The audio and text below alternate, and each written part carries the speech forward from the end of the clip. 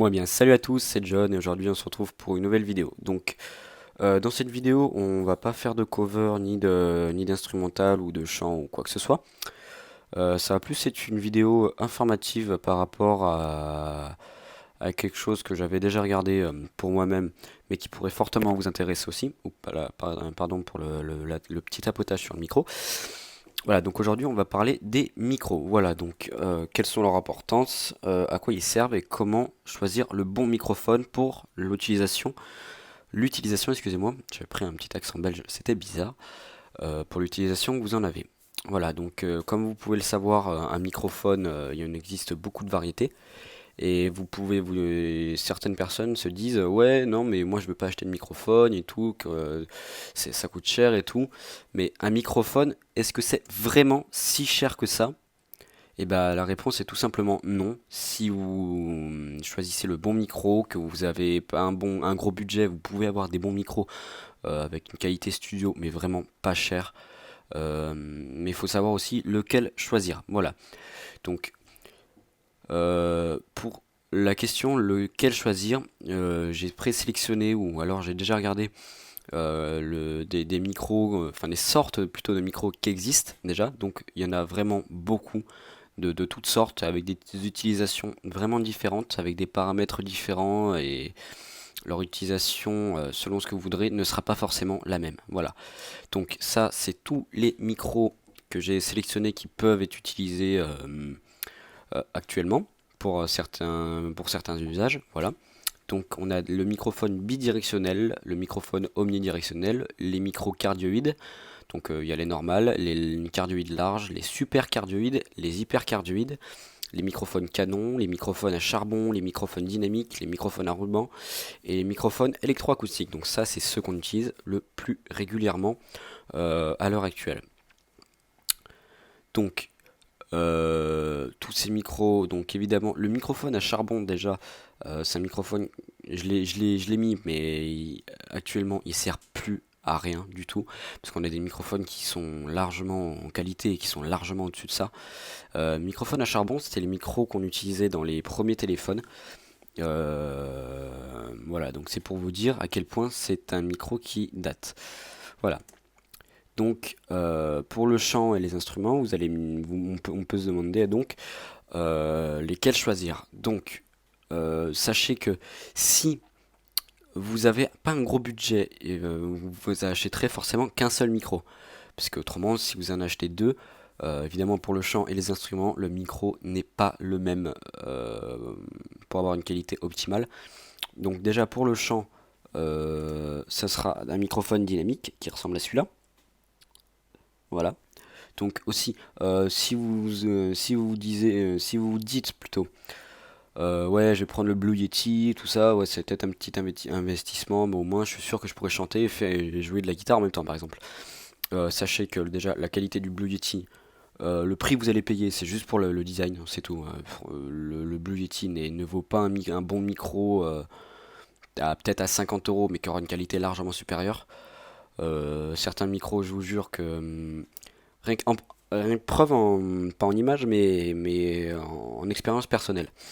Là, je vous parle, le son du micro est quand même de très bonne qualité, mais pourtant le micro ne m'a coûté que 20 euros. Donc c'est le casque Zen de chez PS3. Donc c'est un casque de chat, donc en prise USB, hein. Donc c'est pour vous dire à quel point on peut avoir des bons micros, mais vraiment pas cher, quoi. C'est vraiment quelque chose d'indéniable. Voilà, oups là, excusez-moi. Donc voilà, donc pour le chant, ce sera vraiment des microphones dynamiques qui seront plus réceptifs aux aigus. Donc vous allez devoir parler près et avec un filtre anti-pop, c'est vraiment encore mieux quoi. Donc ensuite pour les instruments, ce sera pas du tout le même micro. Donc ce sera oula, excusez-moi, la voix qui part un peu en steak. Voilà, donc pour les instruments, ce sera un micro condensateur à petite capsule. Donc il captera un son vraiment près du micro et ça c'est ça justement qui est bien pour les instruments, c'est qu'il va capter que disons qu'il va recevoir le son mais vraiment que de l'instrument. Si mais il faut bon après il faut bien le positionner, mais c'est ça qui est bien en fait avec ce micro, c'est qu'il capte les sons à genre allez une 10-20 cm du micro. Après c'est bon, c'est terminé, ça capte rien quoi. Et en plus, si vous rajoutez une réverbération dessus, enfin, pas de l'écho, hein, parce que c'est dégueulasse, mais quand par exemple vous mettez votre piste audio que vous avez déjà enregistrée avec votre guitare ou violon ou saxophone, en tout cas un instrument de musique par exemple, vous le mettez sur allez, Audacity, vous mettez une réverbération et ça donne vraiment quelque chose de vraiment super beau, voilà. Euh, mais c'est par contre c'est deux micros, donc c'est à peu près à 100. Si jamais vous investissez dans vraiment des bons micros en qualité studio, mais que vous voulez pas mettre trop cher, mais vous voulez quand même avoir les deux micros, ça vous allez taper dans les 100, 150 euros. Je vous le cache pas, hein, avoir un micro c'est quand même déjà un petit budget, hein. C'est pas hop, je vais prendre un truc à 20 euros au Carrefour, c'est bon, je vais tout faire avec, je vais faire du cinéma quoi. C'est vraiment un investissement. Donc après, ça dépend de ce que vous voulez. Comme je vous ai dit, hein, vraiment, ça dépend de ce que vous voulez faire avec.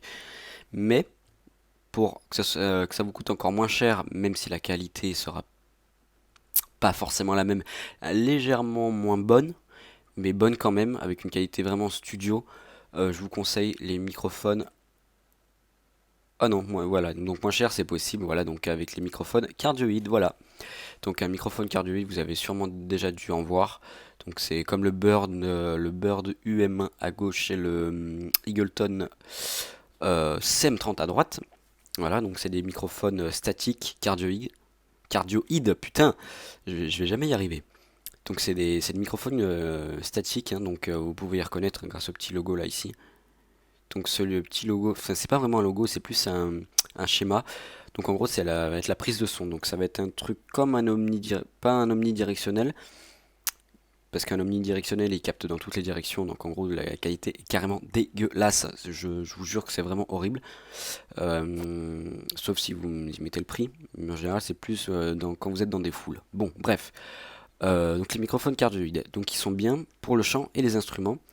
Donc pour les instruments, vous avez qu'à pas mettre de filtre anti-pop, et pour le chant, vous avez qu'à mettre un filtre anti-pop.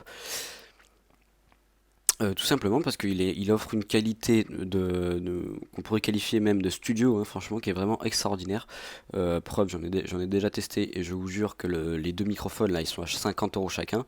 C'est vraiment de la putain de qualité. Ils sont en USB.